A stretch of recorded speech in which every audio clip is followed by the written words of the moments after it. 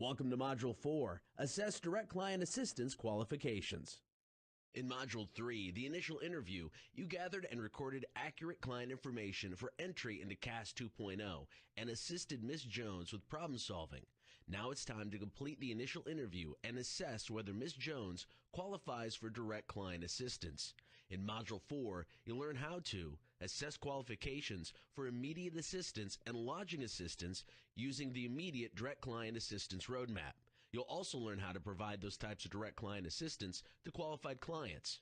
Let's get started. It's time to assess the Jones family's qualifications for assistance and, if qualified, determine the amount and provide direct client assistance. Immediate direct client assistance may be provided to clients when you conduct the initial interview to up to 1 week following the event. If more time has passed, contact your supervisor and discuss a possible Regional Disaster Officer Exception, otherwise known as an RDO Exception. If the client qualifies for DCA, they will receive a Client Assistance Card, or CAC. The CAC can have a maximum first load of $1,200. A second load or reload of up to $300 can be added if necessary. You can also provide additional CACs if necessary to stay under the maximum per CAC of $1,500. A large family of 7 or more may need a second card. In this situation, load the immediate assistance on the first card. Use the second card for lodging assistance. In every case, the card is provided to the primary client only for the needs of all the household members. The first step in assessing Ms. Jones's disaster-caused needs and whether she qualifies for direct client assistance is to determine whether her home is livable. For local and regional disasters, called Level 1 and 2 disasters, we will use the Direct Client Assistance Price List to determine whether the client's home meets the definition of livable or not livable, and to determine the amount and type of immediate direct client assistance to give the client. A home with verified disaster damage is livable when the client is able to remain in the home or the client expects to be able to return to and live in the home within 48 hours. Examples include homes with smoke or water damage, with unsafe utility outages, clients with breathing difficulties triggered by smoke, or blocked access to the home, which will be resolved within 48 hours. Up to 10% of our regional clients have livable homes after their disaster. When a home meets the definition of livable, the client will receive immediate A with the quantity of the number of members in the household. Remember to include the primary client in the total and use the total of all individuals and family as the quantity. A home with verified disaster damage is not livable when the local fire department, emergency management agency, or Red Cross team determines the home is not safe for the family, or when the client is unable to remain in the home because of disaster-caused damage for more than the next 48 hours. A client whose home is not livable will receive immediate B. Let's discuss how to complete the livability verified by field. The local fire department, local emergency management agency, or an equivalent agency will usually determine whether or not a house is livable or not livable. If these professionals are unavailable, livability can be verified by 2 Red Cross workers.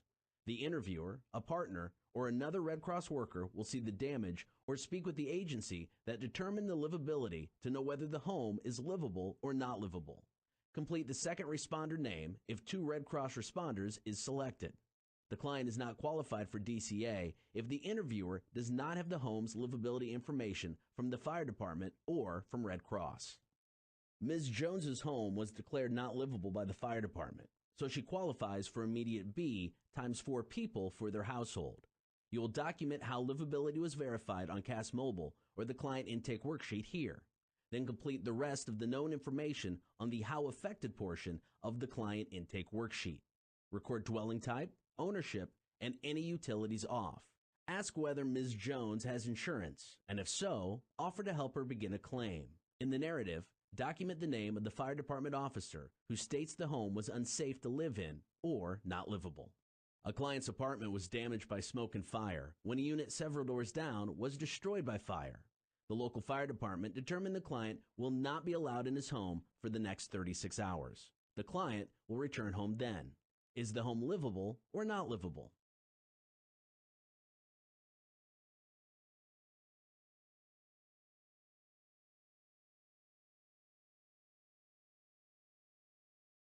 The correct answer is livable. A home with verified disaster damage is livable when the client is able to remain in the home or return to and live in the home within 48 hours. This client is able to return to and live in the home within 48 hours. Therefore, the home is livable. Does the same client with the livable apartment qualify for no DCA, immediate A, immediate B?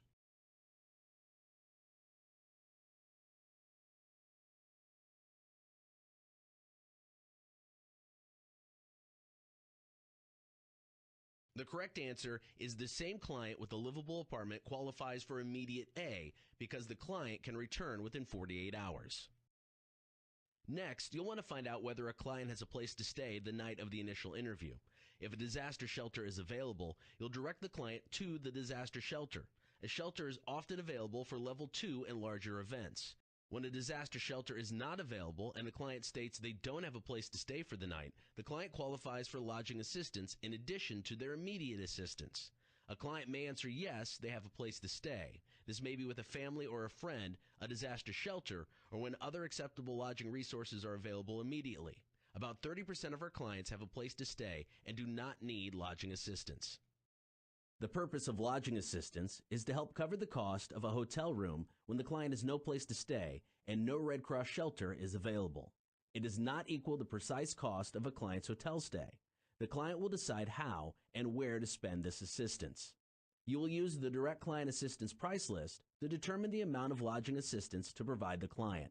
There are 3 different tiers for lodging assistance that reflect hotel markets across the country. The region will determine the appropriate lodging tier for each area or county within the region with Red Cross leaders. Your supervisor will advise you of the tier 1, 2, or 3 for the client's home address area. A client may need to stay in another area, for example, to relocate closer to work. This could affect the tier choice. For an interview on a Friday, select Friday Lodging Assistance, an increased amount to help clients with lodging until the next business day. To qualify for Friday Lodging Assistance, the interview must begin on a Friday. For example, if an interview begins on Friday at 11:30 p.m. but ends on Saturday at 12:10 a.m., you can still provide the Friday Lodging Assistance amount. A tier is intended for a case of up to 4 people. The age of the client is not relevant in determining the number of people in a case. You'll provide lodging assistance with a quantity of 2 for a case of 5 to 8 persons, and use a quantity of 3 for a case of 9 to 12 persons. Use the total individuals in the household, which counts all the names in the case. When the family has a deceased or hospitalized member, there are some additional steps. We will cover these a little later in this module. The Jones family does not have a place to stay tonight, and there is no disaster shelter available. The Jones family lives in a Tier 2 area and qualifies for Tier 2 lodging assistance. The interview occurred on a Monday, so you'll give them the amount listed under Saturday through Thursday lodging assistance. Disasters can result in tragedy. A family member may be missing, hospitalized, or may die. Be sure to document the condition for this family member and select HS or DMH needed if appropriate. In some situations, a specialized team called the Integrated Care and Condolence Team will meet with a family which has a missing, hospitalized, or deceased member. You need to know how to provide immediate DCA in case you are assigned to such a case or are trained and join the specialized team. There are some changes from your routine when we determine the amount of immediate direct assistance and lodging assistance to provide. When a family member is hospitalized, ask whether the person is expected to be released soon or will remain in the hospital. This will help you to know how to assess immediate assistance and lodging assistance. If the person will join the family soon, provide immediate DCA and lodging if qualified to that person along with the rest of the family as usual. Include this person in the lodging tier head count. If the person will remain in the hospital for a longer or unknown period of time, and there are other family members whose condition is not affected, include the hospitalized person in the immediate DCA. Provide lodging assistance to the family if qualified, but do not include the hospitalized person in the lodging tier head count. For example, in a scenario where a primary client with a family of 5 is qualified for immediate assistance A or B, a hospitalized family member who is expected to remain in the hospital for more than a night will be counted in the case when determining the amount of immediate assistance, but not for lodging assistance. Disaster Health Services or the follow-up team will assist the client when released from the hospital. The primary client will receive immediate assistance A or B for 5 people, but will receive lodging assistance as if there were 4 people in the case. The family does not need to provide lodging for the 5th family member because that person is in the hospital. If the hospitalized person is the only adult in the case, contact your supervisor for advice. The interview and the DCA may be delayed until the client is able to meet with Red Cross, or until another adult, a non-resident primary client, can be identified to meet with Red Cross. When there is a disaster-caused fatality, this is how you will handle immediate DCA. Include the deceased family member's name and details among the household members and select the condition deceased. Include the deceased family member in the total of all individuals in family. Do not include the deceased person in the quantity for immediate DCA or in the number of persons needing lodging when qualified. Count only those who will be together after the disaster in the head count for immediate DCA or lodging assistance. For example, if a mother dies, leaving her husband and a child, immediate DCA will be provided for those 2 family members in the case.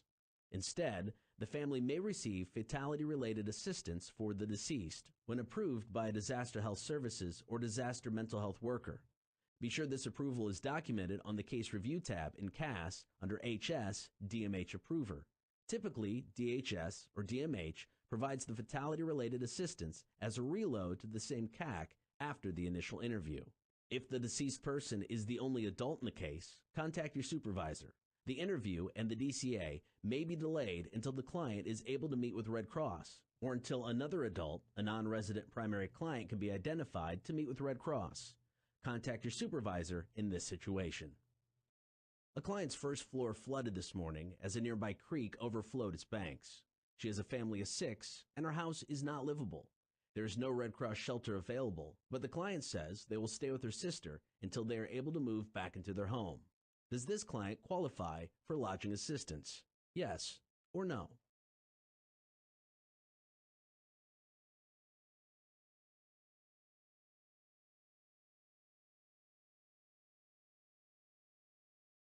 The correct answer is no. The client does not qualify for lodging assistance. The client will be staying with their sister, therefore she has a place to stay and no need for lodging assistance. Now, let's walk through a scenario where we will assess both immediate assistance and lodging assistance. We will show the same scenario on the following 3 slides, so you will always have the details available. A gas fire affects 3-row homes. There is a single-family home next door with a separate gas line. The gas supply has been turned off for the row homes, and fire department declared the row homes and single-family home unsafe. After the gas inspection tomorrow, the fire department may lift the restriction for the single-family home. There is no Red Cross shelter available. The client in the single-family home is new to the area and has no place to stay. Is the single-family home livable or not livable?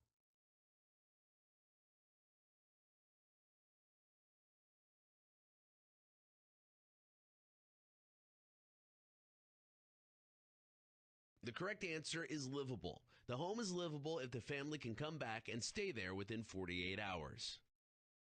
Does the same client qualify for immediate A, immediate B, or no DCA?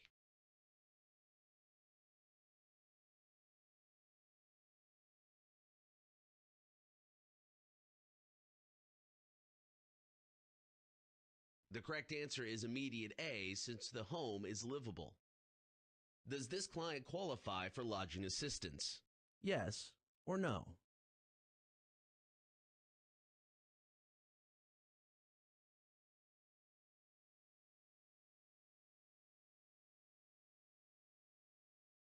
The client qualifies for lodging assistance since there is no shelter available and they have no place to stay.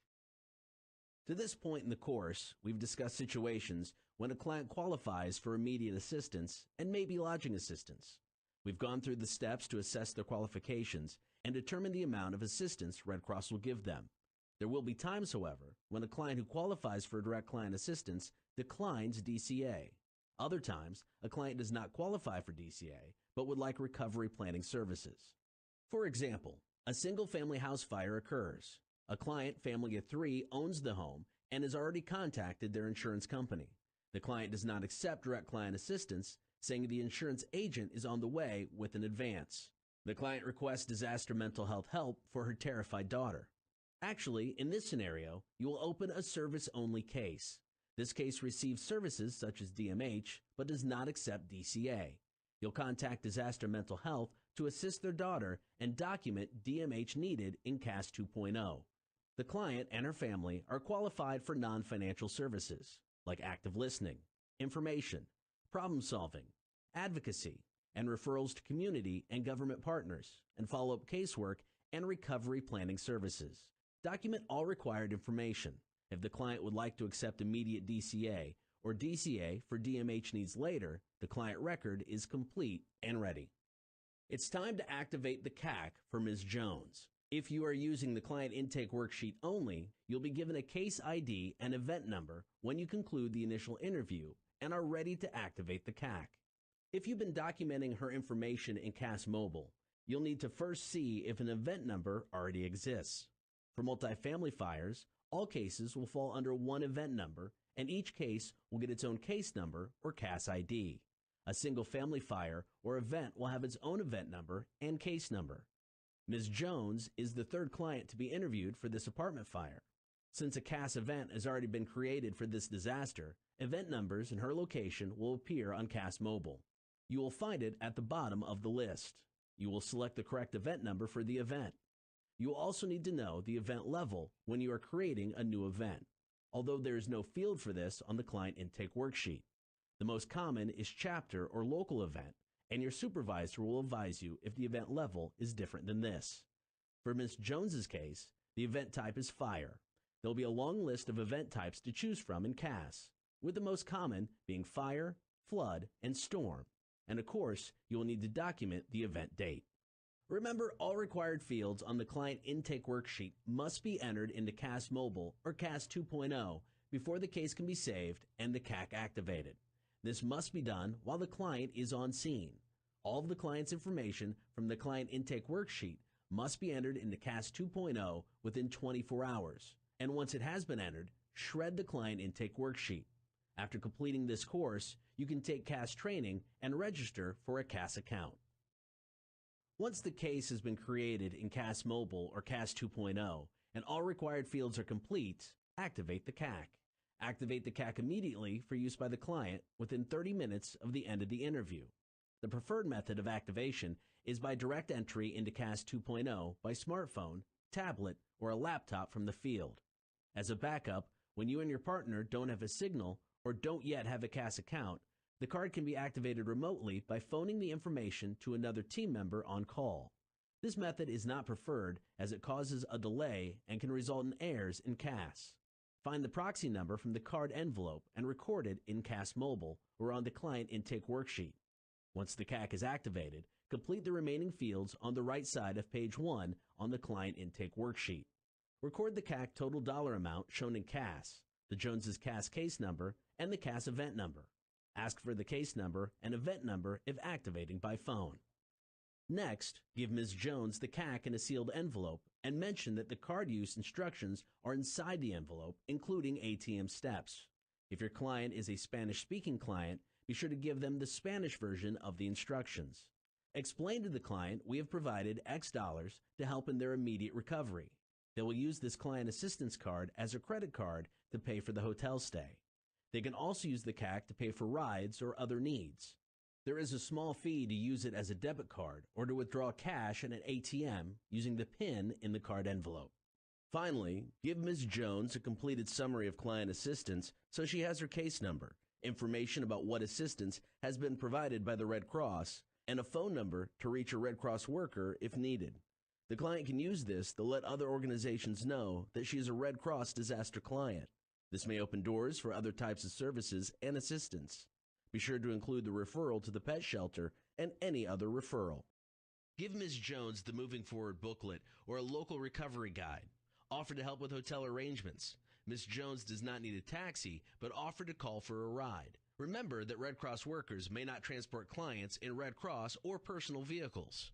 Explain to Ms. Jones that a Red Cross caseworker will be in touch with her to follow up within the next 3 days at the mobile phone number she gave you. Before you say goodbye, check that you return the client ID. Your next step is very important to Ms. Jones's recovery. Make sure the rest of the client information that you took care to write down is entered in CAS within 24 hours. Thank Ms. Jones for her time and willingness to talk to you and make an appropriate parting gesture. This may be simply walking her to the door, giving her a handshake, or giving her a hug. Remember to always ask the client before offering a hug. Use your awareness of cultural and gender norms, your knowledge of the client, your own comfort level, and your instincts to determine the best way to end the interaction. Also, in some regions, your supervisor may ask you to record response times, such as notification, deployment, arrival, and departure times after you wrap up. Sometimes an interviewer will need to request an exception to our standard procedures to assist a client. The regional disaster officer or the designee may approve rare exceptions to expand qualifications to assist clients in unusual situations. The decision to approve or decline the request will be made by the RDO or the designee. Regional disaster officers or their designees must follow the RDO Exception job tool and document the exception in CAS 2.0 within 24 hours. Our standard is 1 lodging assistance tier for 1 to 4 family members, 2 for 5 to 8 family members. You can find this standard on the DCA price list. The interviewer might request an RDO exception when a family of 4 has a medical need for lodging assistance, quantity of 2 instead of 1. For example, the Wright family consists of the father, mother, and a small child and the grandmother. All plan to stay together after the disaster, so this is one case. The grandmother has a fragile medical condition. She states she should not share a room with her family because she needs to reduce her exposure to germs. In this instance, call a supervisor who can request an RDO exception to provide lodging assistance to allow the grandmother to sleep separately from the other family members. If approved, this will then be provided as an RDO exception lodging assistance. A client is qualified for immediate assistance when the interview is within 1 week of their disaster. The 1-week standard was set because we focus immediate assistance on a client's needs immediately after their disaster. You can find this standard at the top of the DCA price list. When the interview happens more than 7 days after the event, an RDO exception can be requested to provide immediate DCA. For example, the Luther family called the Red Cross 9 days after a house fire. They had been out of the area since before the disaster and returned to find the damage. Since it has been more than a week since their disaster, you or your supervisor may request an RDO exception so the primary client can receive immediate assistance. If approved, provide this as RDO exception immediate assistance. If this is a new case for an existing event, Red Cross may already have livability information for the home. If we don't have the home's livability, or this is a new event, the interviewer, duty officer, and/or RDO will also decide how the livability can be verified. Congratulations! You've completed Module 4, Assess Direct Client Assistance Qualifications. In this module, we completed the initial interview process and assessed the Jones family's qualifications to receive immediate assistance and lodging assistance. We provided Ms. Jones with both on a CAC and wrapped up our initial interview by giving Ms. Jones a summary of client assistance.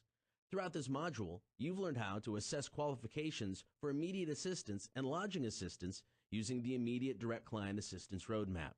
Provide those types of direct client assistance to qualified clients.